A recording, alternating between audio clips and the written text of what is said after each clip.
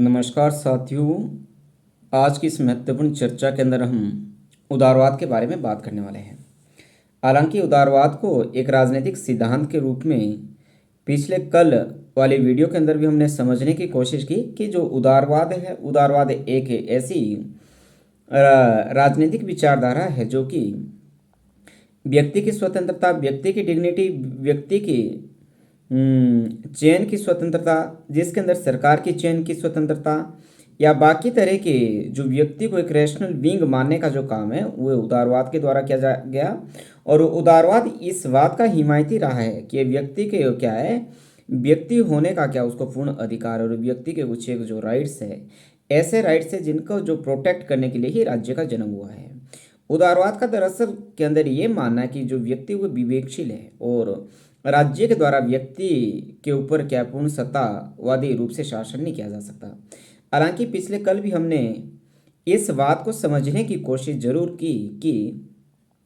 उदारवाद जिस रूप के अंदर आज हमारे सामने मौजूद है, 18वीं शताब्दी के अंदर जब इंग्लैंड के अंदर उदारवाद का जन्म हुआ था, जो उदारवाद पहली बार राजशाही के खिलाफ हुआ या मध्यम वर्ग ने उदारवाद की शुरुआत की या ये पौपशाही के खिलाफ हुआ था, ये रेनेसा मूवमेंट का के साथ पुनः उदारवाद है वो भी इंग्लैंड के अंदर या यूरोप के अंदर शुरू हुआ। तो इसके साथ साथ जो पहले शास्त्रीय यूरोप पूंजी उदारवाद था, जो शास्त्रीय पूंजीवाद का या क्लासिकल लिबरलिज्म का मतलब जो कि मध्यम वर्ग का दर्शन था और एक पूंजीपतियों का दर्शन था। और उसके बाद क्या है, ऐसी परिस्थिति के अंदर जब इस दर्शन के अंदर या इस विचारधारा के अंदर जो श्रमिक वर्ग था उसका शोषण होने लगा, उसका क्या है बहुत अधिक शोषण होने के कारण क्या, जब एक समय के अंदर सोवियत संघ के अंदर जो कार्ल मार्क्स के विचारों पर आधारित साम्यवादी क्रांति हुई थी, जो इस बात की हिमायती थी कि राज्य के ऊपर जो शासन करने का अधिकार है ना केवल राजशाही का या एलिट ग्रुप का है, बल्कि मेहनत कश आवाम को भी राजशाही करने का अधिकार है। जो उस विचार को 1917 के अंदर कार्ल मार्क्स के विचारों के अंदर जो लेनिन ने क्या उसको लागू करने का काम किया। उससे हुआ क्या, जो उदारवादी जो दुनिया थी या पूंजीवाद की जो हिमायती थे या पूंजीवादी जो दुनिया थी, उन्होंने भी बड़ी चालाकी से अपने राज्य के अंदर कार्ल मार्क्स के विचारों को रोकने के लिए, या ऐसा समय नहीं आया कि वहाँ के मजदूर वर्ग द्वारा या मेहनतकश आवाम के द्वारा उनकी सत्ता को चैलेंज किया जाए या उनके एलिट ग्रुप को सत्ता से बेदखल करके आम जनमानस की वहाँ पे सत्ता के ऊपर काबिज हो जाएं। और जिस हिसाब से यूरोप के अंदर जो इकोनॉमिक डिस्पैरिटीज थी, जो आर्थिक असमानताएं थी, वो क्या जो जिस हिसाब से जो बढ़ रही थी उसको पटाने का जो काम है एक समाजवादी व्यवस्था ही कर सकती थी, जो कि इस बात की हिमायती रहती कि उत्पादन के संसाधनों के ऊपर क्या है समुदाय का नियंत्रण होना चाहिए, क्या राज्य का नियंत्रण होना चाहिए, उत्पादन के संसाधनों के ऊपर क्या है व्यक्ति का नियंत्रण नहीं होना चाहिए। ठीक है, उसके बाद क्या कल्याणकारी राज्य की बात आई, और कल्याणकारी राज्य की जो खास करके जो बात 1929 के अंदर जो पूरी दुनिया के अंदर ग्रेट डिप्रेशन के नाम से हम उसको जानते हैं, या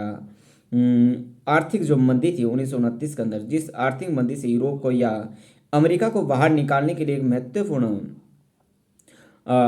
इकोनॉमिस्ट हुए या अर्थशास्त्री हुए जिनका नाम जॉन मेनार्ड किन्स थे। और जॉन मेनार्ड किन्स ने इस बात की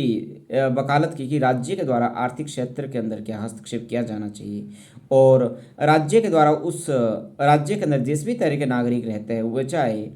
हाशिए पे धकेले गए व्यक्ति हो या वह विकास के मामले में पीछे छूट गए, उन लोगों के लिए क्या राज्य की तरफ से क्या है एफर्मेटिव एक्शंस या वेलफेयर पॉलिसी जरूर बनानी चाहिए। राज्य ने लोगों के रोजगार का भी ध्यान रखना है, राज्य ने शिक्षा का भी ध्यान रखना है, राज्य ने स्वास्थ्य का भी ध्यान रखना है, राज्य ने मजदूर वर्ग के लेबर कानून को भी बनाना है, राज्य ने क्या है जो एग्रीकल्चर के अंदर जो व्यक्ति लगे हुए, जो कृषि के अंदर लगे हुए, उनके इंटरेस्ट को भी फुलफिल करने का जो काम है वो राज्य के द्वारा ही किया जाना चाहिए। उसको ही कहते हैं हम कल्याणकारी। उसके विरोध के अंदर ही जो कल्याणकारी राज्य है उसका क्या है जन्म होता है। कल्याणकारी राज्य का जो दरअसल के अंदर जो 1929 के अंदर जो हमने बात की, जो ग्रेट डिप्रेशन का एक मुख्य कारण रहा, ग्रेट डिप्रेशन से वे यूरोप की दुनिया को जो बाहर निकालने का जो काम है वो क्या जॉन मेनार्ड किन्स के द्वारा किया गया। उसके साथ साथ जो आपकी सेकेंड वर्ल्ड वॉर के बाद, नहीं फर्स्ट वर्ल्ड वॉर के बाद, जब एक तरफ जो तानाशाही का जन्म हुआ था, जहाँ पे हिटलर और मुसोलिनी जैसे जो तानाशाह है वो पैदा हो रहे थे, वहाँ दूसरा तरफ अमेरिका के अंदर जो एक पूंजीवाद का बहुत बड़ा हिमायती रहा है और उदारवादी और पूंजीवादी विचारधारा की वकालत कर रहा है, वहाँ के जो राष्ट्रपति जिनका नाम था राष्ट्रपति रूजवेल्ट ने एक नया आर्थिक कार्यक्रम जो क्या है अपने देश के सामने रखा, जिसको कि हम न्यू डील प्रोग्राम के नाम से जानते हैं। और ये जो न्यू डील प्रोग्राम वाला जो कार्यक्रम है, उस समय के जो अमेरिका के राष्ट्रपति थे 1933 से 1938 के बीच रहे, उन्होंने क्या है इस न्यू डील प्रोग्राम को अपने देश के अंदर लागू करने का काम किया। और ये दी न्यू डील प्रोग्राम के तहत उन्होंने राज्य द्वारा क्या है लोक कल्याण हेतु जो उस समय अमेरिका के अंदर जो भी नीतियाँ अपनाई चलाई जा रही थी, उस पे क्या वित्तीय खर्च का जो बजट है उस पर अधिक खर्च करने की बात की थी। इसका मतलब था कि अमेरिका के अंदर उस समय तक क्या है न्यू डील प्रोग्राम ना चलने तक या अमेरिकी राष्ट्रपति रूजवेल्ट तक अमेरिका के अंदर जिस तरह से जो क्लासिकल लिबरलिज्म चला हुआ था, जो कि अपने आप में पूंजीपतियों के इंटरेस्ट को सिक्योर कर रहा था और मिडल वर्ग के इंटरेस्ट को सिक्योर कर रहा था, उसके बाद रूजवेल्ट ने ये कहा था जिस हिसाब से ग्रेट डिप्रेशन आई थी कि यदि ग्रेट डिप्रेशन से बाहर निकलना है हमने और समाज के अंदर जिस भी तरह के लोग हैं उन सभी तरह के लोगों का क्या हमने अपलिफ्टमेंट करना, तो ये जरूरी है कि हमें अपने राज्य के अंदर क्या वेलफेयर पॉलिसीज को आगे बढ़ाना होगा। अमेरिका के साथ साथ जो इंग्लैंड के अंदर 1942 के अंदर एक महत्वपूर्ण रिपोर्ट पब्लिश होती है, जिस रिपोर्ट का नाम था बेवरिज रिपोर्ट के नाम से हम उसको जानते हैं। और बेवरिज रिपोर्ट के अंदर भी क्या है, बेवरिज रिपोर्ट ने इस बात का खुलासा किया या इस बात का हवाला किया कि इंग्लैंड की जो सरकार है उसने भी अपने राज्य के अंदर क्या है वेलफेयर पॉलिसीज या कल्याणकारी राज्य उसने क्या है उसको क्या है कल्याणकारी राज्य का उसने स्पष्ट रूप से उसको समर्थन देने का काम किया। यदि हम द्वितीय विश्व युद्ध की बात करें, द्वितीय विश्व युद्ध 1939 से 1945 के बीच चला। जो द्वितीय विश्व युद्ध है, द्वितीय विश्व युद्ध भी इस शर्त पे लड़ा गया था। द्वितीय विश्व युद्ध की जो खास तौर से इंटरेस्ट जो बात है ये है कि 1917 के अंदर सोवियत संघ के अंदर साम्यवाद के विचारों पर आधारित साम्यवादी क्रांति होती जो कि कार्ल मार्क्स के विचारों पर आधारित थी। और 1917 के बाद या खास करके जो बाइपोलर जो सिस्टम है दुनिया के सामने, बाइपोलर का मतलब है कि जो पूरी दुनिया वो टू ब्लॉक्स के अंदर बटी हुई थी, एक सोवियत संघ था और दूसरी तरफ आपका अमेरिका था। क्योंकि पहली बार क्या है कि 1917 के अंदर पूरी दुनिया के सामने दो मेजर इवेंट्स घटे, दो मुख्य घटनाएं घटी। एक तो 1917 के अंदर क्या है जब फर्स्ट वर्ल्ड वॉर चल रहा था, जो 1914 से 1918 के बीच रहता है। और फर्स्ट वर्ल्ड वॉर के दौरान क्या है 1917 के अंदर क्या है अमेरिका के द्वारा क्या है फर्स्ट वर्ल्ड वॉर के अंदर या दुनिया की वर्ल्ड पॉलिटिक्स के अंदर अमेरिका के द्वारा पहली बार एंट्री की जाती है। हालांकि 1815 से लेकर 1917 के तक जो अमेरिका पूरी दुनिया से आइसोलेशन की नीति पे चलता रहा। और दूसरी जो महत्वपूर्ण जो घटना 1917 के अंदर घटी वो 1917 के अंदर क्या है सोवियत संघ के अंदर जिस तरह से कार्ल मार्क्स के विचारों पर आधारित वहाँ पे जो लेनिन के द्वारा साम्यवादी क्रांति की गई थी, जो कि एक पश्चिमी दुनिया के लिए या पूंजीवादी राज्य के लिए एक बहुत बड़ा खतरा थी। और उनको ये मालूम था यदि हम अपने राज्य के अंदर क्या वेलफेयर पॉलिसीज़ को इम्प्लीमेंट ना करेंगे तो जो मेहनतकश आवाम है वहाँ उनको सत्ता से बेदखल करने का काम करेगी। इसके अंदर जो बेवरिज रिपोर्ट थी जिसने कल्याणकारी राज्य का वकालत की और 1942 के अंदर इंग्लैंड के अंदर इस रिपोर्ट को पब्लिश किया जाता है। इसके अनुसार उसने कुछ एक मुद्दों को चिन्हित किया, जिन मुद्दों के अंदर कुछ एक बातें थी कि उदारवादी देशों के अंदर सार्वभौमिक वैश्विक मताधिकार लागू होना चाहिए। क्योंकि जो उदारवादी खास करके अमेरिका की हम बात करें तो अमेरिका के अंदर जो सार्वभौमिक वैश्विक मताधिकार की बात है, अमेरिका के अंदर महिलाओं को तो 1920 के अंदर वोटिंग राइट्स मिले, 1920 तक अमेरिका के अंदर भी वोटिंग राइट नहीं थे। और इंग्लैंड के अंदर जो वोटिंग राइट्स की बात होगी काफ़ी बाद में मिले। तो ये स्थिति थी अमेरिका की। उन्होंने इस बात की वकालत की कि वैश्विक मताधिकार होना चाहिए। एडल्ट फ्रेंचाइज उसको हम इंग्लिश के अंदर कहते हैं। और एडल्ट फ्रेंचाइज का मतलब होता है जब एक निश्चित आयु प्राप्त करने के बाद हम व्यक्तियों को बिना किसी भेदभाव के वोटिंग राइट्स देते हैं, वोट करने का वोट कास्ट करने का उनको राइट देते हैं, उसको हम इंग्लिश के अंदर यूनिवर्सल एडल्ट फ्रेंचाइज कहते हैं या हिंदी के अंदर हम उसको सार्वभौमिक वैश्विक मताधिकार के नाम से जानते हैं। इसके साथ साथ उन्होंने बेवरिज रिपोर्ट के अंदर इस बात का भी हवाला दिया गया कि जो श्रमिक है, जो मेहनतकश है, जो मजदूरी करता है, उसको भी मतदान का अधिकार मिलना चाहिए, उसको भी वोट डालने का अधिकार मिलना चाहिए, जो कि एक वेलफेयर पॉलिसीज की तरफ आगे बढ़ता हुआ एक महत्वपूर्ण कदम रहा था। इसके साथ साथ 1929 के अंदर जो ग्रेट डिप्रेशन आया था, जो आर्थिक संकट आया था, और आर्थिक संकट का हमें पता है कि जब महंगाई की मार पड़ती तो सबसे जो समाज का जो आश्चर्य पर या धकेला हुआ जो तबका है या जो गरीब तबका है उसके ऊपर क्या है इसकी सबसे बड़ी मांग बढ़ती है। इसके लिए भी बेवरेज रिपोर्ट के अंदर ये कहा था कि गरीबों को गरीबी से बाहर निकालने के लिए क्या है, सरकार की तरफ से एफर्मेटिव एक्शंस वो जरूर किए जाने चाहिए। इसके साथ साथ जो सबसे महत्वपूर्ण है और जिसको समझे बिना क्या वर्ल्ड पॉलिटिक्स को नहीं समझा जा सकता, वो था साम्यवाद का बढ़ता प्रभाव। 1917 के अंदर क्या है, रूस के अंदर कार्ल मार्क्स के विचारों पर आधारित जो साम्यवादी क्रांति हुई थी, जो इस बात की हिमायती थी कि उत्पादन के संसाधनों पर राज्य का नियंत्रण होना चाहिए और उत्पादन के संसाधनों पर व्यक्ति विशेष का नियंत्रण नहीं होगा। और 1917 के अंदर ही इंग्लैंड के अंदर क्या साम्यवादी क्रांति हुई और 1936 तक जो सोवियत संघ ने क्या है अपने देश के अंदर अनएम्प्लॉयमेंट की प्रॉब्लम को ही खत्म कर दिया था, बेरोजगार की समस्या को ही खत्म कर दिया था। और जिस हिसाब से जो सोवियत संघ है विज्ञान के मामले में, टेक्नोलॉजी के मामले में, इकोनॉमिक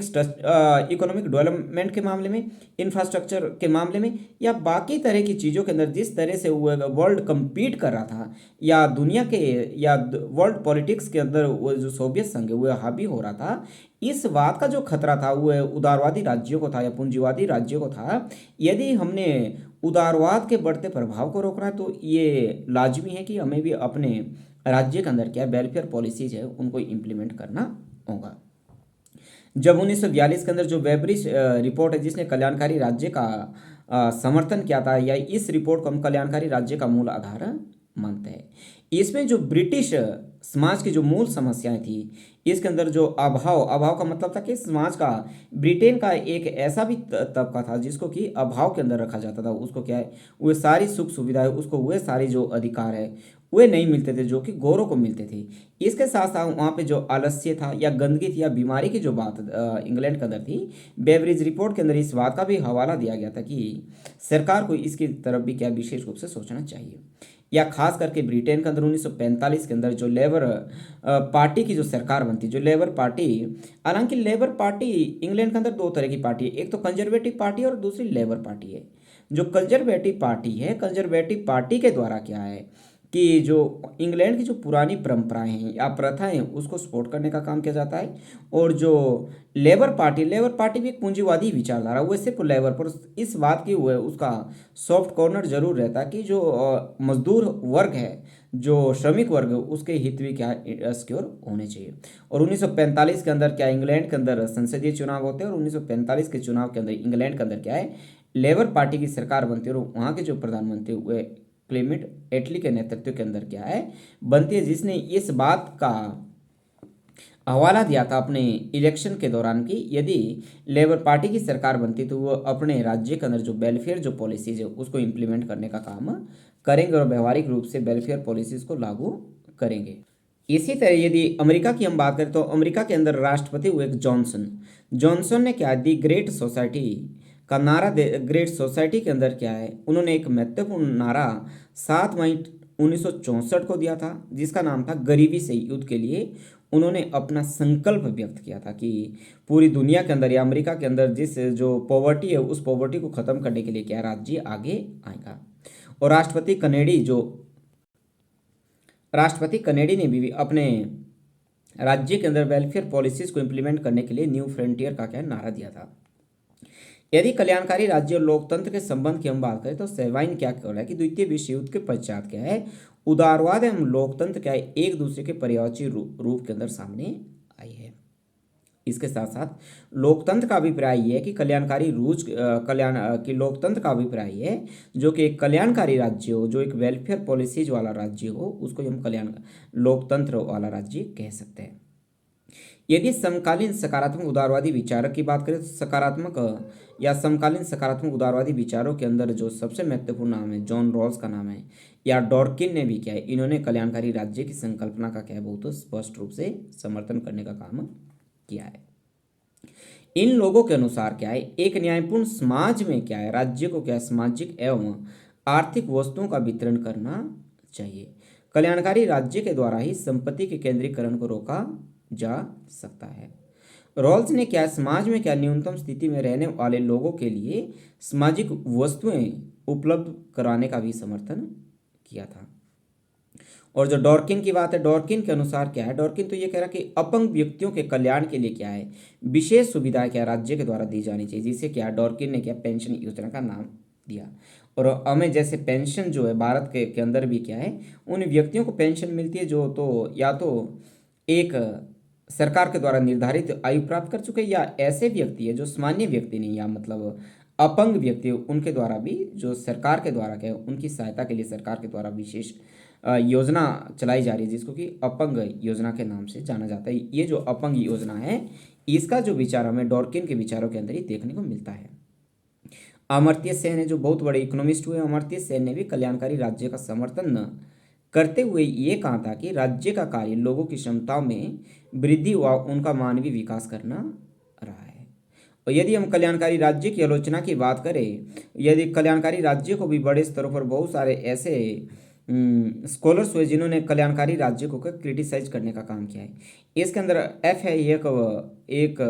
बहुत बड़े आलोचक जो वेलफेयर स्टेट के रहे, कल्याणकारी राज्य के रहे, जिन्होंने 1944 के अंदर एक महत्वपूर्ण बुक लिखी थी, जिस बुक का नाम था दी road to serfdom.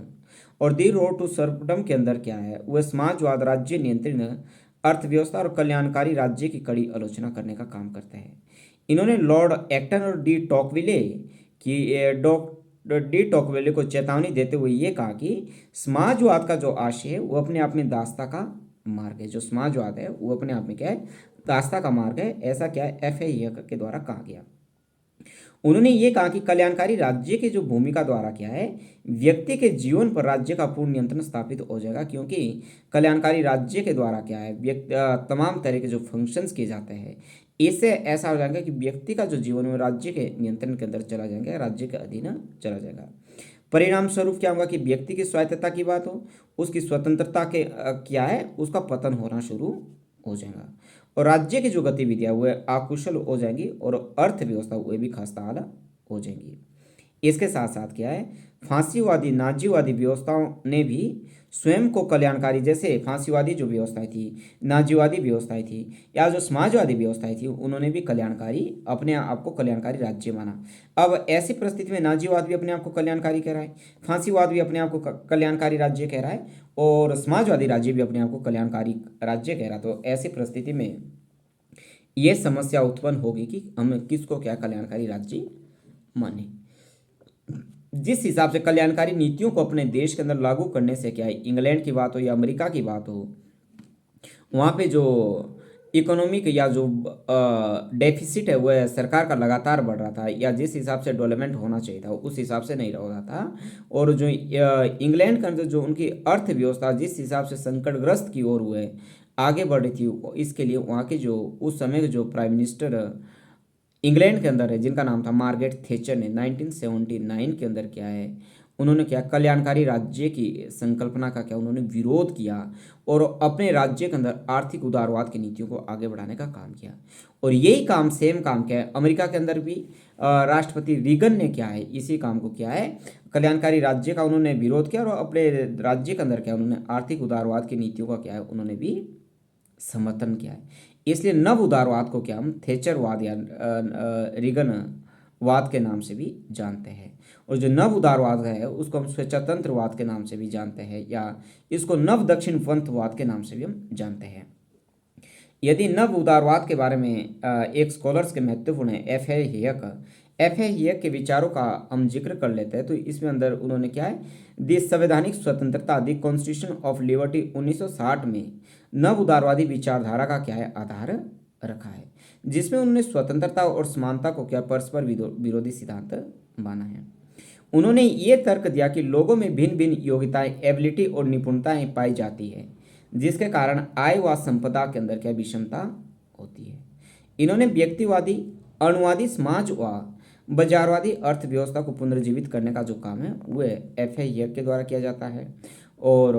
F A हियक ने कल्याणकारी राज्य की मान्यता को क्या है,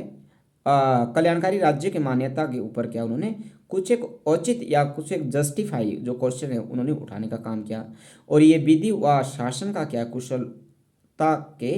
विरुद्ध है,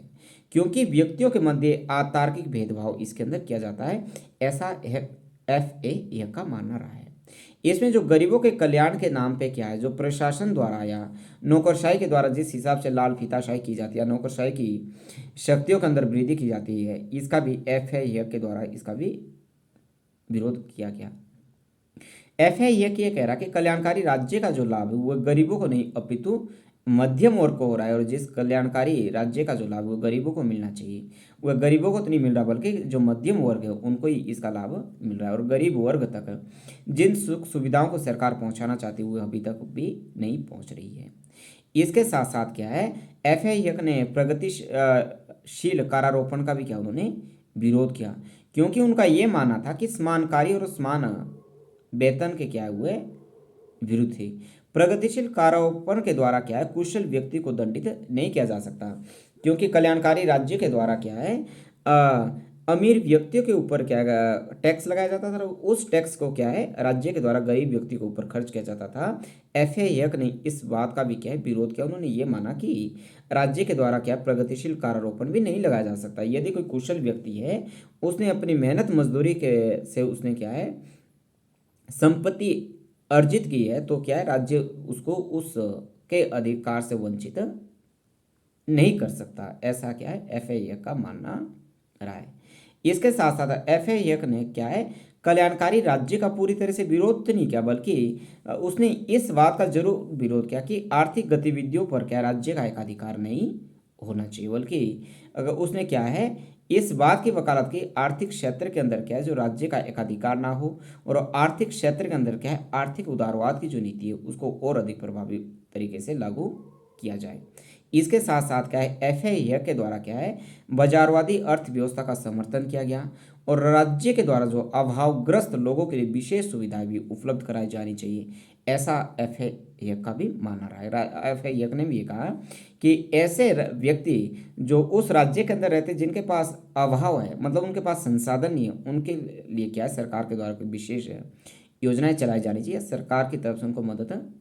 दी जानी चाहिए। इसके द्वारा क्या होता कि FAI ये क्या कह रहा है कि अन्याय और दुर्भाग्य के अंदर क्या होता है अपने आप में बहुत बड़ा अंतर होता है, और FAI ने ये कहा कि जो गरीब लोग हैं वो दुर्भाग्य के शिकार है, ना कि अन्याय के शिकार है। ये FAI का मानना रहा है। इसके साथ साथ FAI ये भी बोला कि सर्वाधिकारवाद व कल्याणकारी राज्य एक ही सिक्के के दो पहलू है, इसलिए कल्याणकारी राज्य का मार्ग क्या है सर्वाधिकार की ओर अग्रसर होता है। इन्होंने क्या कल्याणकारी अर्थव्यवस्था को क्या सबसे कुशल व सक्षम जो मानने का काम है, जो बाजारवादी अर्थव्यवस्था है, बाजारवादी अर्थव्यवस्था को है कुशल और सक्षम मानने का जो काम है वो FAI के द्वारा किया गया। अब यदि हम फ्रीडमैन के विचारों की बात करें तो फ्रीडमैन में क्या नव उदारवाद की मान्यता को क्या फ्रीडमैन के द्वारा भी आगे बढ़ाने का काम किया। उनके अनुसार फ्रीडमैन के अनुसार क्या है कि पूंजीवादी आर्थिक प्रणाली व उदारवाद में से अपने आप में क्या है अंतर्निहित संबंध पाया जाता है, और स्वतंत्रता वहीं संभव है जहाँ आर्थिक जो प्रणाली है वह क्या हो पूंजीवादी हो। इसके साथ साथ क्या है फ्रीडमैन ने क्या है इन्होंने बाजार वादी अर्थव्यवस्था और क्या है पुलिस राज्य का भी समर्थन किया गया कि राज्य के द्वारा क्या न्यूनतम कार्य किए जाने चाहिए। नव उदारवादियों के अंदर यदि नौजी के विचारों की हम बात करें तो नौजिक भी ये कह रहा है कि वह भी नौजिक क्या है कि नव उदारवादियों के अंदर वो एक रेडिकल फिलोसफर रहा है या अतिवादी विचारक रहा है, जिसने क्या है इस बात की वकालत की राज्य के द्वारा क्या न्यूनतम से न्यूनतम कार्य करने चाहिए। राज्य ने अपने राज्य के अंदर कानून और व्यवस्था बनाए रखना है। राज्य ने अपने राज्य के अंदर क्या है भारी आक्रमण से अपने नागरिकों की रक्षा करना है। इससे ज़्यादा राज्य के द्वारा किसी भी तरह का कोई काम नहीं किया जाना चाहिए, बल्कि आर्थिक क्षेत्र के अंदर राज्य के द्वारा क्या है पूर्ण रूप से हस्तक्षेप की नीति को अपनाया जाना चाहिए, जिसको इंग्लिश के अंदर कहते हैं हम लीजी फेयर की नीति अपनाई जानी चाहिए। नौजी का ये मानना था कि व्यक्ति अपनी क्षमता और प्रतिभा का क्या है स्वामी है, अतः व्यक्ति द्वारा अर्जित वस्तु का उसी पर क्या स्वामित्व होता है। ठीक है, इन्होंने क्या कहा कि उन्होंने क्या मूलतः समाजवादी अणुवादी समाज को क्या है स्वीकार करते हुए ये कहा कि समाज का जो अस्तित्व है व्यक्तियों से पृथक नहीं है, क्योंकि समाज भी तभी यदि व्यक्ति नहीं होंगे तो समाज भी नहीं बन सकता। ऐसा नौजिक का मानना रहा है। नौजिक ने तो यहाँ तक कहा कि राज्य का कार्य केवल पुलिस और सुरक्षा के लिए ही होना चाहिए, इससे अधिक राज्य का कोई भी काम नहीं होना चाहिए। इसलिए क्या है नौजिक ने भी क्या है न्यूनतम राज्य के समर्थन की मांग की थी। यदि नव उदारवादियों की हम व्यवहारिक स्थिति का अवलोकन करें तो पूर्वी जो यूरोप के अंदर जो साम्यवादी विघटन की बात 1991 के अंदर जिस हिसाब से जो साम्यवाद का विघटन हुआ, या 1990 के दशक के अंदर जो फ्रांसीसी फुकुयामा की जो महत्वपूर्ण बुक हुई आई थी, जिसका हमने पिछले कल भी जिक्र किया था the history the end of history and the last man के अंदर क्या है, उन्होंने फ्रांसीसी फुकुयामा ने यह कहा कि आज के समय के अंदर उदारवाद की जो विचारधारा है, जो उदारवादी पूंजीवाद की जो विचारधारा, उसकी सर्वव्यापी या पूरी दुनिया के अंदर क्या उसकी विजय प्राप्त हो चुकी है। और जो कल्याणकारी राज्य या जो समाजवादी राज्य या मार्क्सवादी राज्य या साम्यवादी राज्य, उसकी क्या है पराजय हो चुकी है। और एक स्तर पर क्या है जो इतिहास है उसने अपने आप को पहुंचा दिया है। मतलब पहुंचाने का मतलब था कि जो साम्यवादी जो विचारधारा थी, जो समाजवादी विचारधारा थी, उसका अभी खात्मा हो चुका है और पूरी दुनिया के अंदर क्या है जो पूंजीवाद की विचारधारा वो क्या बहुत प्रभावी है। इसके साथ साथ क्या है उदारवादी लोकतंत्री विश्व के जो समक्ष है वो उपलब्ध सर्वोत्तम व एकमात्र विकल्प है। इनके अनुसार क्या है उदारवाद ने क्या है फांसीवाद एवं नाजीवाद जैसी विचारधाराओं को पराजित किया है। ठीक है, उनका ये मानना रहा। और शीत युद्ध के दौरान क्या है जो शीत युद्ध के पश्चात क्या है उदारवाद ने साम्यवादी विचारधारा को भी पराजित कर दिया कि 1945 के बाद जब सेकेंड वर्ल्ड वॉर खत्म होता रहा, 1945 के बाद 1991 तक क्या है हमारे सामने कोल्ड वॉर का इरा शुरू होता है। कोल्ड वॉर का मतलब था ऐसा युद्ध जो कि विचारधारात्मक युद्ध था, जो कि मस्तिष्क से लड़ा जाता था। और ये जो विचारधारात्मक डिफरेंस थे, जो आइडियोलॉजिकल डिफरेंस थे, वो सोवियत संघ और अमेरिका के बीच रहे थे। अतः उदारवाद की क्या है एक सर्व विश्वव्यापी क्या विजय हो चुकी है, ऐसा फ्रांसीसी फुकुयामा का मानना रहा है। यदि 1990 के बाद उदारवादी व्यवस्थाओं का प्रयोग क्या है पूर्व साम्यवादी देशों के द्वारा भी किया गया, ऐसे देश जो कि 1991 से पहले समाजवाद के बहुत बड़े हिमायती थे, या सोवियत संघ जब अपने आप को ही जिंदा नहीं रख पाया, और 1991 के बाद सोवियत संघ के जो 15 छोटे बड़े गणराज्य बने, उन्होंने भी अपने राज्य के अंदर क्या पूंजीवादी जो आर्थिक विकास का जो मॉडल है उसको इम्प्लीमेंट करने का काम किया, जिसे क्या है हम संरचनात्मक समायोजन का नाम देते हैं। और आज के समय के अंदर क्या है जो भूमंडलीकरण के दौर के अंदर, जो ग्लोबलाइजेशन के दौर के अंदर क्या है उदारवाद का निर्णायक और व्यापक प्रचार हो रहा है। और इस बात से जो भारत है वह भी आज अछूता नहीं है। और भारत के अंदर भी क्या है जिस हिसाब से नव उदारवाद की जो नीति है वो है दिन दुगनी और रात चौगुनी की लगातार उसको क्या है आगे भारत सरकार के द्वारा या राज्य की सरकारों के द्वारा उसको बढ़ाने का काम किया जा रहा है। या जिस हिसाब से भारत के अंदर क्या है जो सार्वजनिक क्षेत्र थे उसको बेचने का काम किया जा रहा है, सार्वजनिक क्षेत्र को कमजोर करने का काम किया जा रहा है, और जो निजी क्षेत्र है उसको क्या है खुली जो छूट है वो दी जा रही है कि जो क्या है सरकार का ये मकसद है इस समय की क्या है जो सार्वजनिक क्षेत्र उसको ख़त्म करना और जो निजी क्षेत्र उसको और ज़्यादा मजबूत करना। ठीक है, ये अपने आप में एक नव उदारवादियों का दौर है आज के समय के अंदर चल रहा है। यदि उदारवाद के अंदर हम समतावाद की भी बात कर लेते हैं, जो समतावाद है वह धन संपदा हो, मान मर्यादा और प्रचलित विषमताओं का क्या हुआ है कायम नहीं रखना चाहता। ठीक है, जो प्रचलित विषमता है उसको कायम उसके क्या है वो विरुद्ध है। समतावाद मनुष्य के जो समान अवसर, मनुष्य के अधिकारों की बात करता है, उसके लाभ व सकारात्मक कार्यवाही के लिए भी कोई तार्किक आधार ढूंढने का काम नहीं किया जाता, बल्कि विषमता और भेदभाव ही राज्य की कार्यवाही का मूल आधार उपलब्ध कराते हैं, ऐसा समतावाद वादियों का मानना रहा है। सीवी मैकफर्सन की इसमें बात करें तो सीवी मैकफर्सन ने क्या है परंपरागत उदारवादी मान्यताओं को क्या है पोसेसिव इंडिविजुअलिज्म या हिंदी के अंदर कहते हैं हम सतत्वमूलक व्यक्तिवाद के नाम से इसको संबोधित करने का काम किया है। सत्वमूलक व्यक्तिवाद में ये विचार निहित है कि व्यक्ति संभवतः अपने शरीर और अपनी क्षमताओं का क्या है स्वामी है, और इसके लिए वह समाज का ऋणी नहीं है। वह जो कुछ भी अर्जित करता है वह क्या है उसकी स्वयं की जो संपत्ति है वह बन जाती है। जैसे जॉन लॉक कह रहा है कि जो जॉन लॉक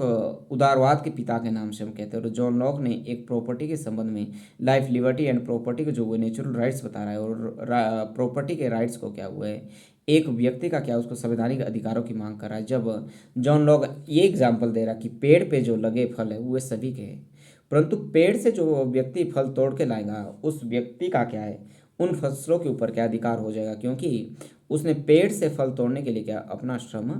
लगाया है। ठीक है, इसी तरह से ही ये भी बात सी बी मैकफर्सन के द्वारा की जा रही है। सी मैकफर्सन ने क्या सकारात्मक उदारवादी राज्य का क्या उसने समर्थन किया है, और इसने जो व्यक्ति का क्या है, ये कहा कि जो व्यक्ति है वह समाज का एक हिस्सा है, और वर्तमान समाज क्या है, प्राचीन समाजों से जैसा नहीं है। इसके लिए जो राज्य को क्या है, गरीबी तथा असहाय, ऐसे व्यक्ति जो असहाय व्यक्ति है, जिसको क्या है, उत्पादन के संसाधनों के ऊपर उनका नियंत्रण नहीं है, उनके पास कोई संसाधन नहीं है, इसलिए ऐसे व्यक्तियों की जो मदद है वो राज्य के द्वारा की जानी चाहिए। जॉन रॉल्स ने क्या है, स्वेच्छातंत्रवाद की आलोचना करते हुए ये कहा कि समतावाद ऐसी व्यवस्था का समर्थन करता है जिसमें समर्थ और संपन्न वर्गों के साथ साथ क्या, निर्बल, निर्धन और वंचित वर्गों को भी अपने विकास के लिए क्या है, अनुकूल परिस्थितियां और पर्याप्त अवसर उपलब्ध हो। रॉल्स ने अपने न्याय के सिद्धांत में स्वतंत्रता और समानता को न्याय का बुनियादी सिद्धांत मानते हुए क्या है, विषमता का न्याय संगत आधार होने की क्या है, कोशिश की गई। ऐसा क्या है, नव उदारवादियों का, समतावादियों का मानना रहा है। तो आज की चर्चा के अंदर क्या हमने ये कोशिश अपने तरफ से की कि परीक्षा के लिहाज से जो इसमें महत्वपूर्ण फैक्ट रह सकते थे, तथ्य रह सकते थे, उन सभी तथ्यों को क्या है, आपके सामने क्या है, आसान भाषा के अंदर आपके सामने इस चर्चा के अंदर रखने की कोशिश की। Thank you so much.